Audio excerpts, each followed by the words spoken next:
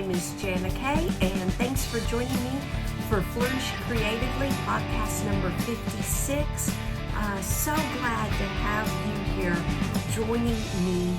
So grateful that you clicked on this video and are choosing to see what I've been up to lately.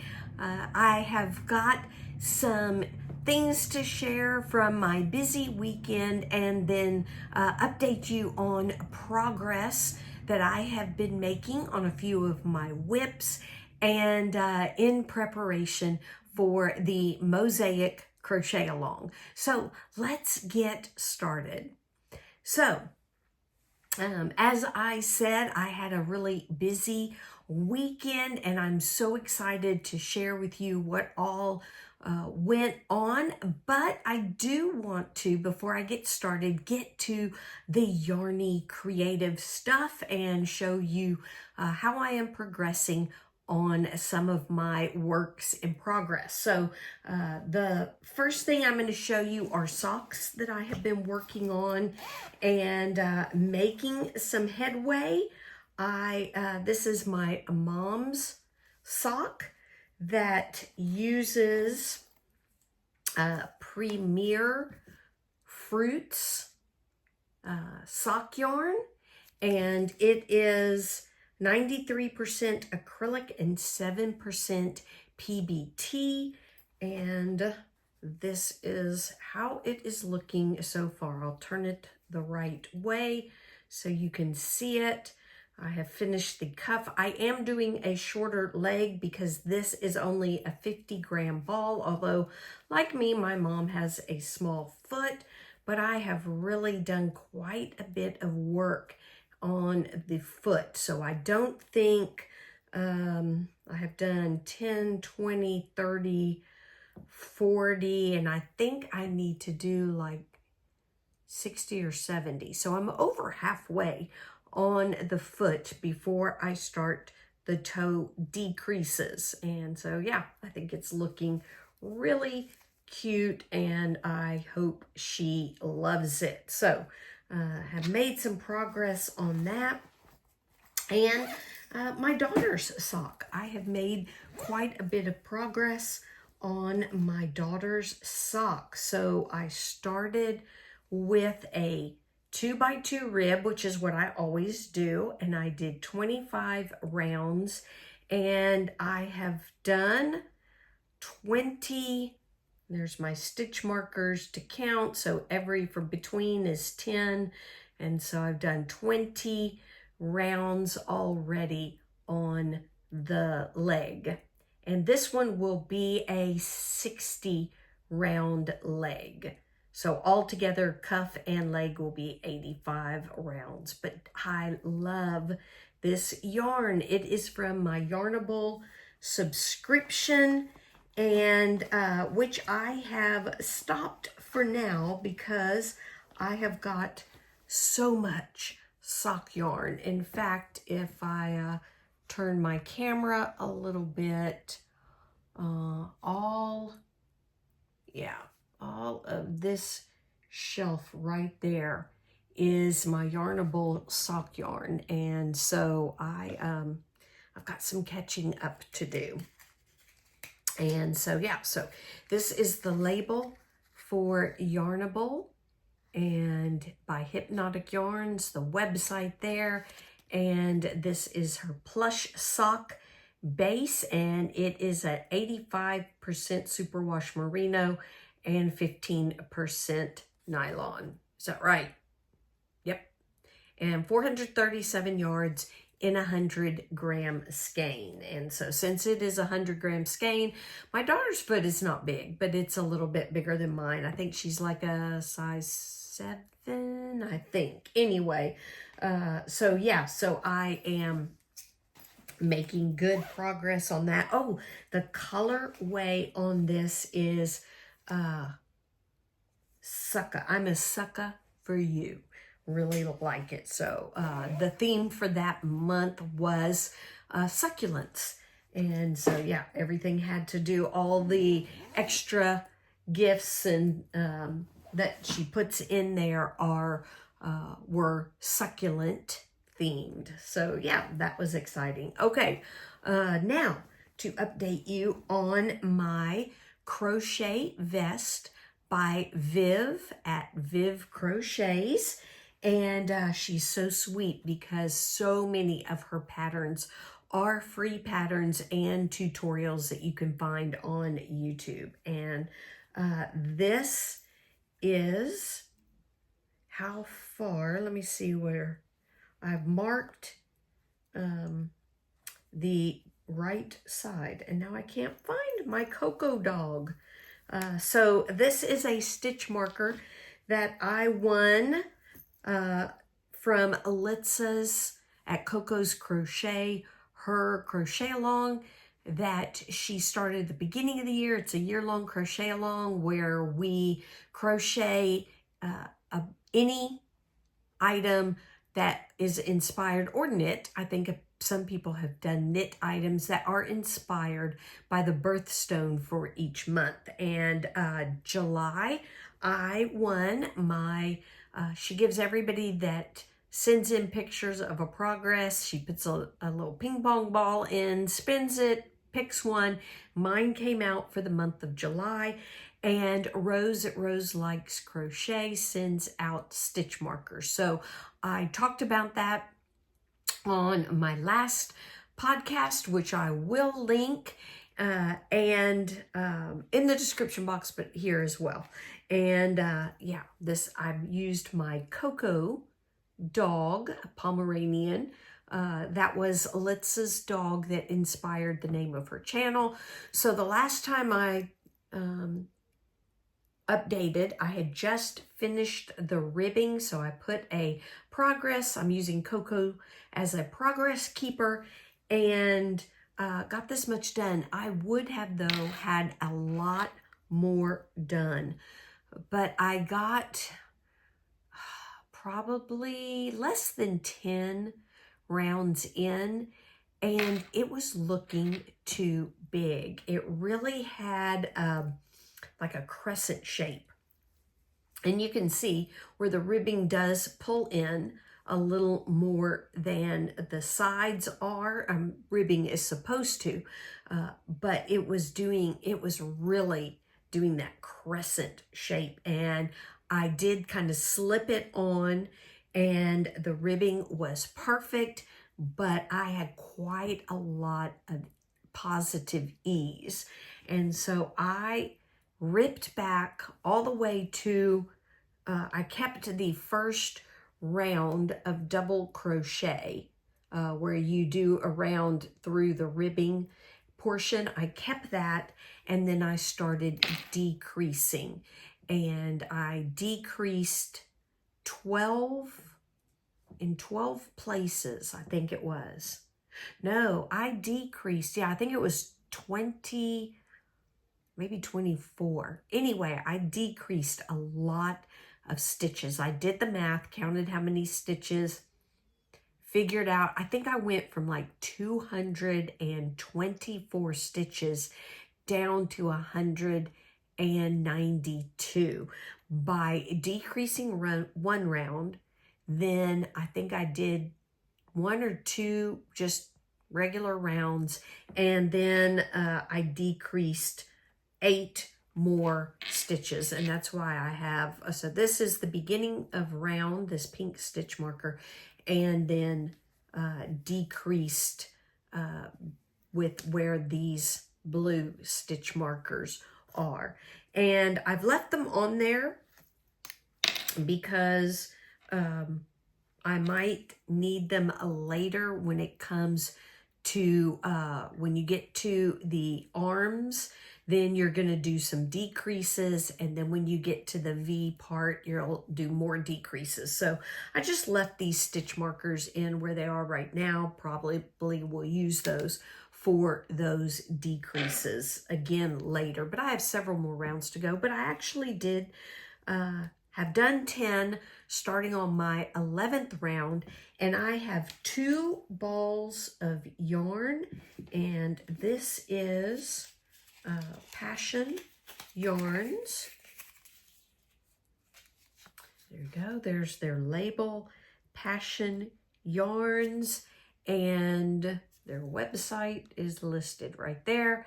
And this is 85% superwash merino, 15% Donegal tweed. Sorry, it is 438 yards. The colorway is called avocado. So I have 2 balls of this, and I have been watching when knitters use hand-dyed yarn and making sweaters. They change the yarn, and I'm sure crocheters do that as well. But with hand-dyed yarn, all skeins are different. They're not exactly the same. It's so pretty with all those little tweeds. And so about every 5 or so rows, I am changing my skein, just using the magic knot to change from one skein to the next. This one, I did this one skein for the ribbing, did not change throughout the ribbing, but then, so there's a lot less on this skein than there is on this one. But I'm not sure that those two are really all that different. So, yeah, I'll keep going, maybe at least till I get to the under the arms, when doing the arms and then dividing for here. I may do the front panel with the V, all from one skein, and do the back from another skein. And yeah, sorry, my light sometimes distracts me, and so I think I was getting mesmerized by my light.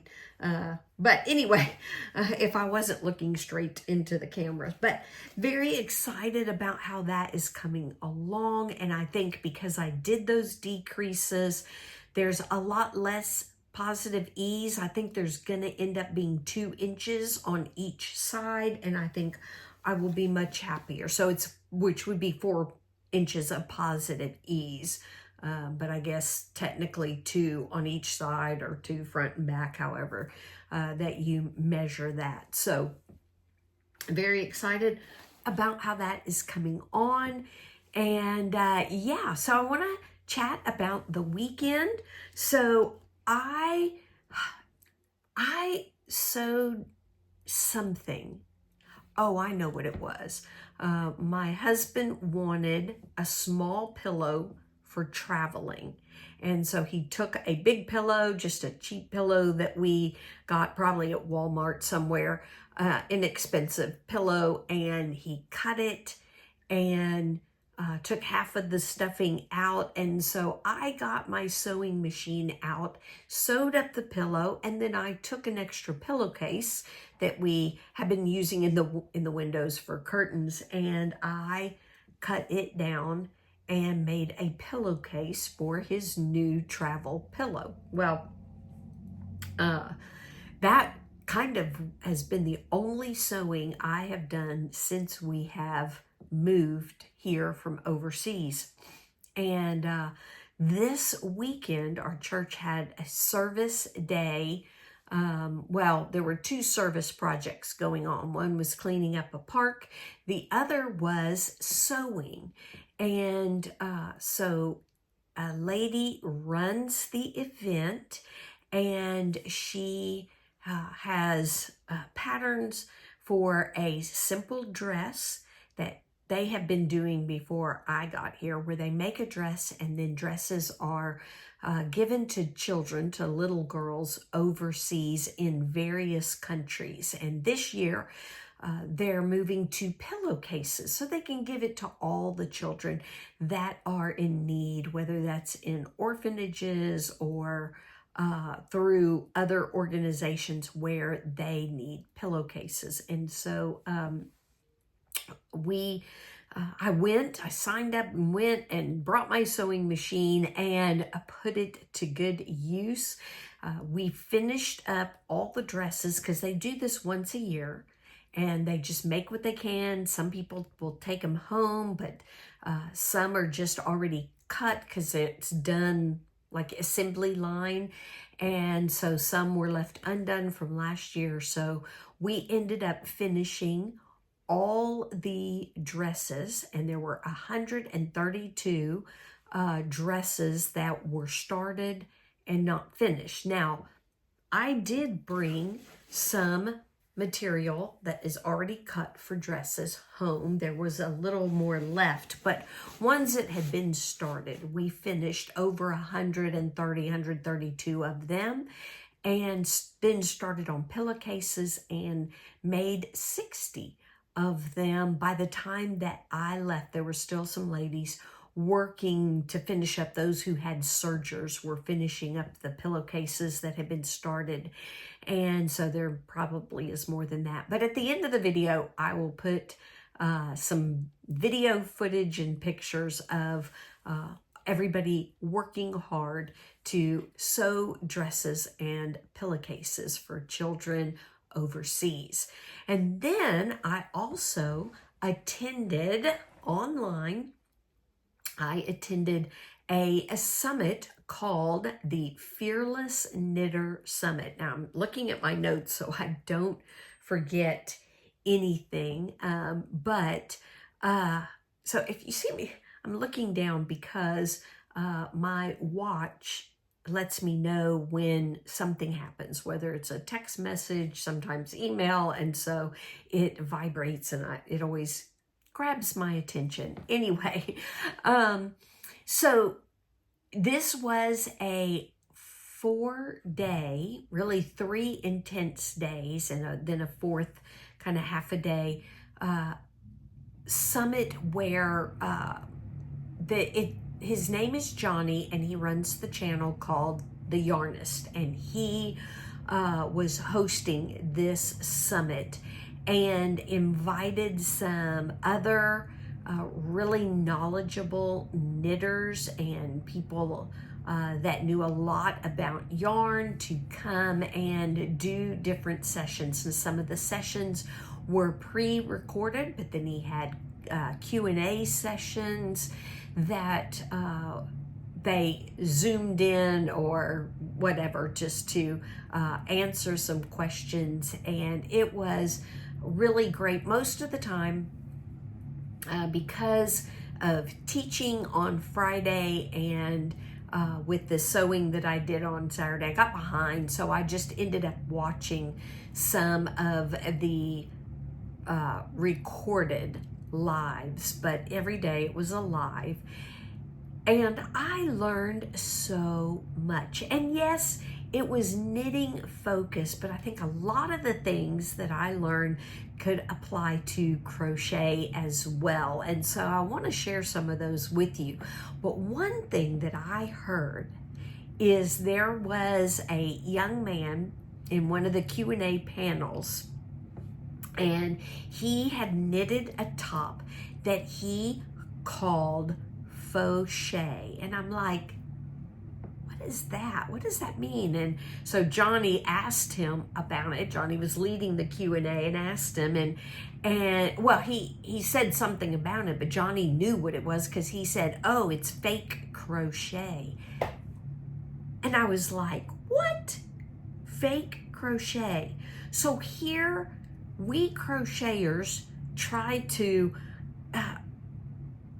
simulate knit quite often, especially with the waistcoat stitch, and here are knitters trying to simulate crochet through knitting. I thought that was the coolest thing, because so many knitting podcasts that I watch, they don't elevate crochet, especially crochet wearables. And here's this young man creating, he designed it, a top that was specifically knitted but designed to look like crochet. I thought that was really cool. So anyway, some of the things I learned a lot about sweater construction. Now I know that there's top down, and top down you can do the yoke with color work and things like that, or you can do raglan where the increases make that diagonal line. There is bottom up. You can also do panels and seam them together. But what I learned was that yes, circular or raglan is really great because you can try it on as you go. But garments that are done with shoulder seaming and side seaming, especially if they are done in natural fibers, but I will say even in acrylic, because acrylic is plastic, and if you've noticed plastic containers, they break down over time, so do acrylic garments. But if they've got seaming, they actually are stronger.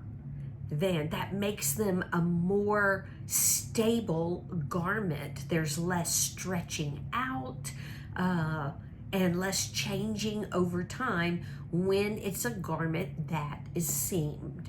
And I thought that was very interesting, and they actually are easier to adapt to size, because then you're doing them in panels, so if a panel gets too big, you could just rip back. Or if you want to do decreases as you're going to give it a little bit of shape, you can. And I thought that was very interesting. The other thing that was emphasized that I've heard before, but I think it's always a good thing to mention, is that take something from your closet, a favorite top, a favorite sweater, and use those measurements. They are, if you really like it, that is a great way to figure out the measurements you want for a sweater that you are going to make, or a top that you are going to make. And also I learned that I knew there was a difference between your bust measurement and your upper bust measurement. But I realized that I don't know, I was thinking fullness, that upper bust would be smaller, but yet on smaller chested women, their upper bust is actually bigger. And so one of the knitting designers who designed sweaters actually said you want to go with your biggest measurement. So if your upper bust, and that is where you put the tape measure right up under your armpits, if that is bigger, go with that measurement. But if not, if your just regular bust measurement is different or is bigger, go with that measurement, because you always want to make sure your top will go over you. But the reason why your upper bust measurement is in some ways a little more accurate is because it is more of an accurate picture of your shoulders. And when you're doing yoke or raglan, you want to make sure it fits over your shoulders and lays nicely along the neckline. So I thought that was very interesting and some really good information. I learned a lot about yarn, that there are definitely, which I knew, very many varieties of wool. One presenter, in fact, was or specialized in rare British wools or English wools. And it was amazing how much knowledge she has. I did not take notes and can't remember, but I mean, wool that is longer, wool that's straighter, wool that is kinky, and shorter fibers, and how they act differently when they're spun and in garments. And it was just fascinating listening to her. Her name is Ann Hansen, and I forgot what her Instagram handle is, but she also sells wool, spun wool, known as bare naked wool. So I also learned from her that when it comes to plant-based fibers, that cotton, hemp, and cotton, hemp, and tinsel, which is eucalyptus, are not processed chemically, whereas bamboo is. They have to use chemicals, and if you've ever seen a bamboo plant, I mean, it is a tough stick. It is really hard to, you can't break it, and it's really hard to saw through.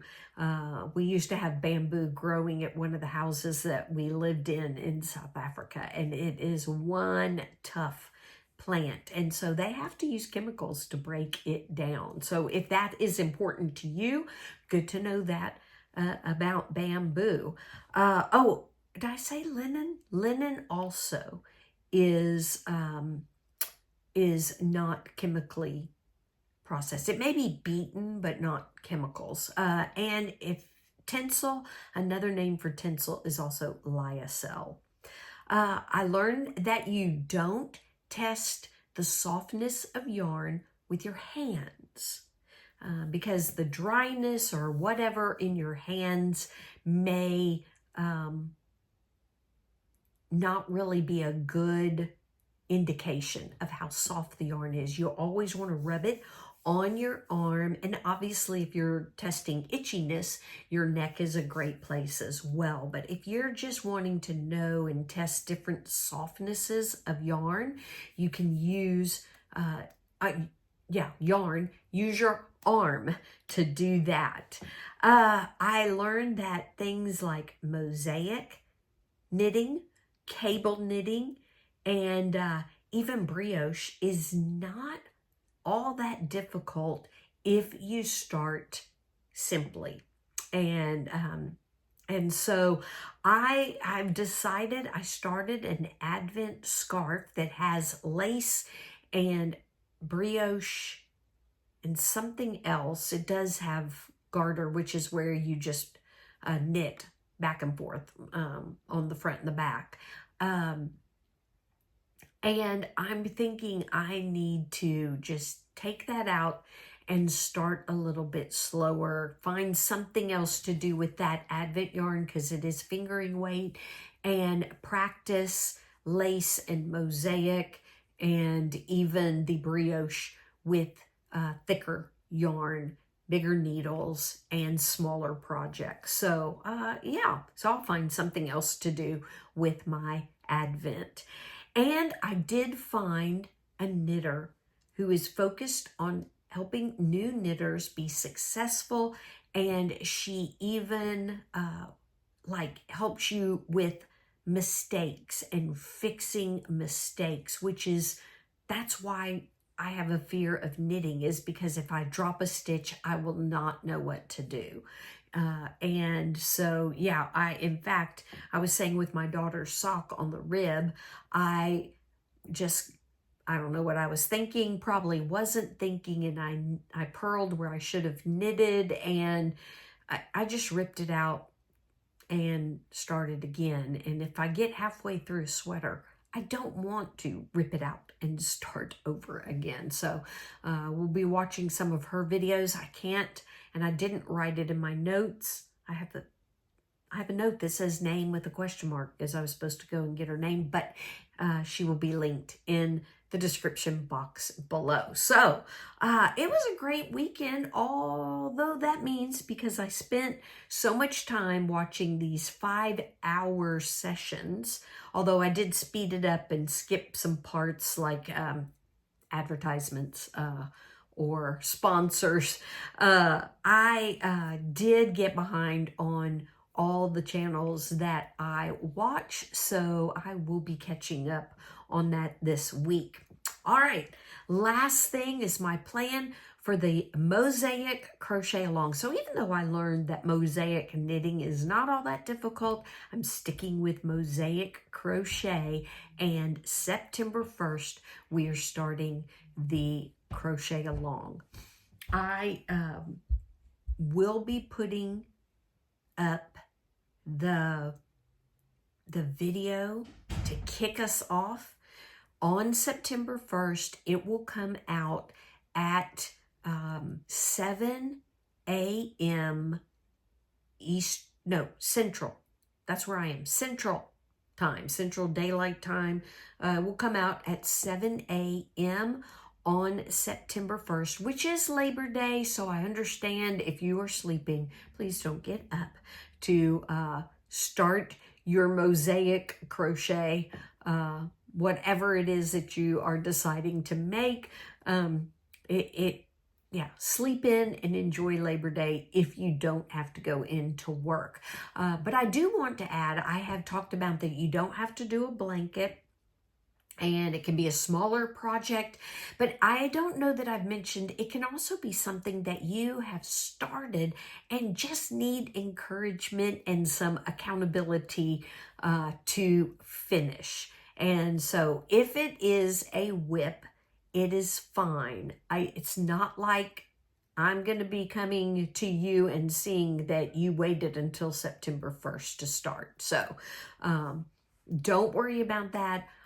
Any project that is mosaic, and even if it is a whip that maybe you put on the back burner or you have been working on, but you just need some encouragement to keep going, whatever it is, please join in. Do not forget that you can send me photos of your project or your finished project. You can make more than one. I will, every time I put out a podcast, include people's projects as we are going along. So don't forget that. Also, don't forget that through October, the end of October, October 31st, MJ is giving a discount on her Snow Flurries blanket. If you would like to pick up that pattern, that is what I will be using. And there is the discount code in the description box below. And yeah, very generous of her to be able to do that. So let me show you what I did do. I think it was a short on the yarn where I panned across all the skeins of my main color and then showed my big cake that I am using. But my main color is Baby Bee from Hobby Lobby, Yarn Bees Baby Bee. It's classified as a DK or 3-weight light yarn, 60% acrylic and 40% polyamide. And that is why, I'm going to test it on my arm, that is why it is so incredibly soft. It is so pretty. This is called Sweet Delight. The colorway is Angel. And I got 7 skeins of this because I might do my border with the white. So in the pattern, the border is done with the blue that the Snow Flurries are done with. But when I added up the amount, now MJ used 4-weight, and she made a really big, taller than me, like 60, no, it was 60 inches.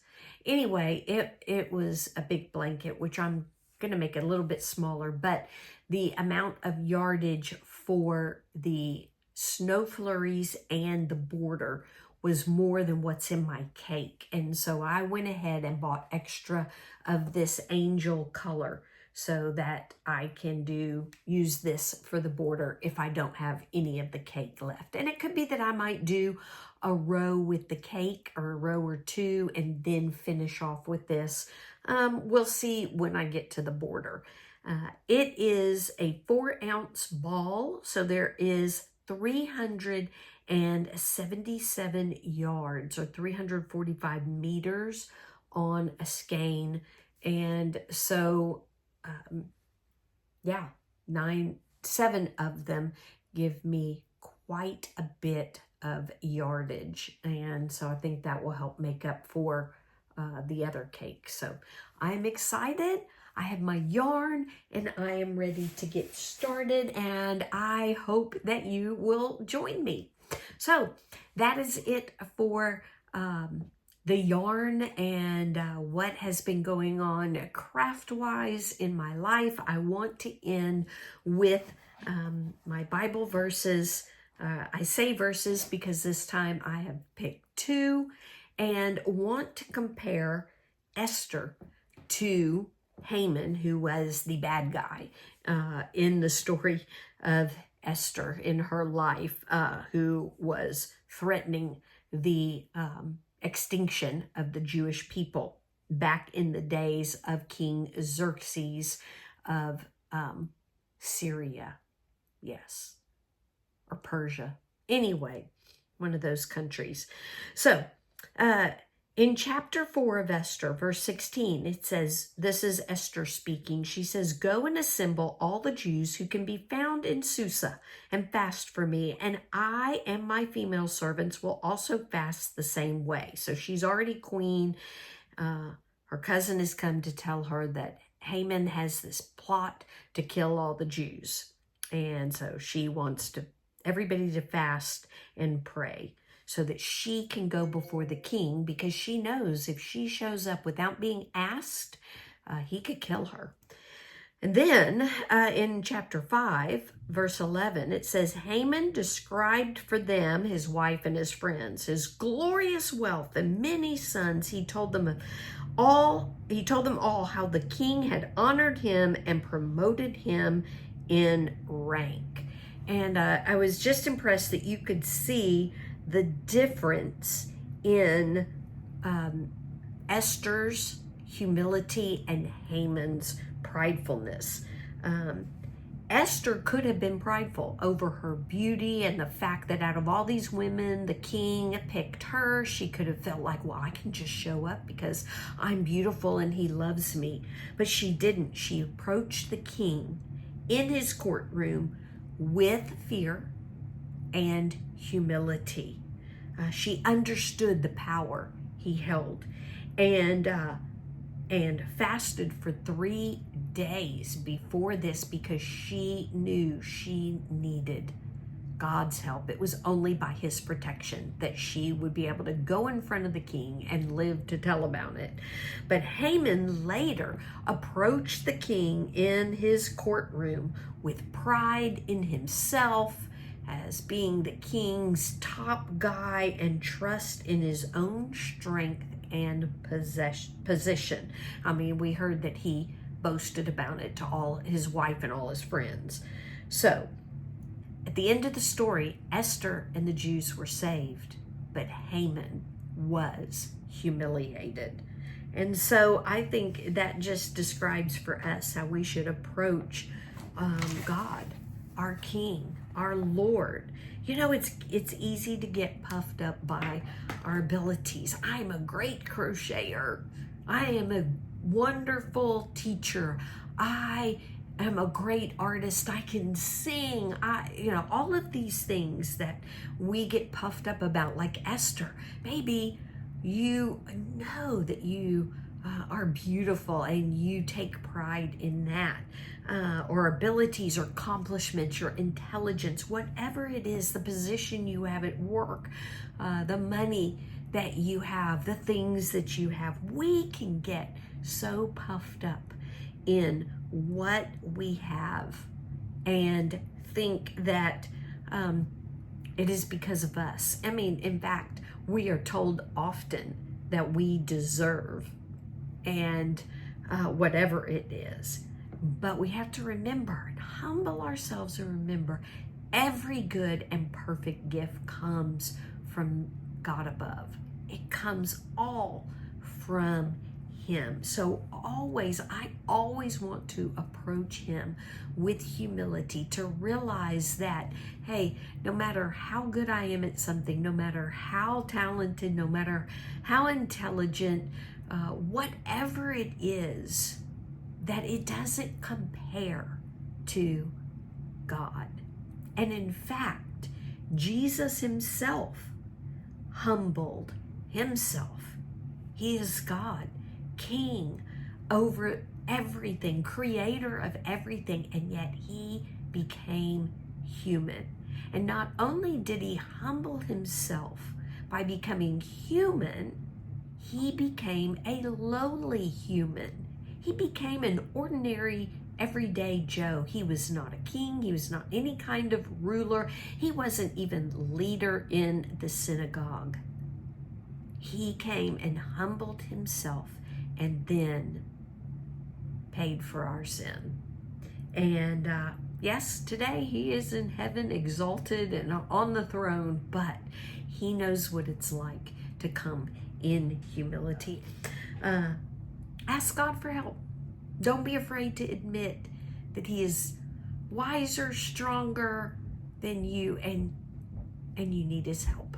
It is okay. And yeah, hope this has been an encouragement to you.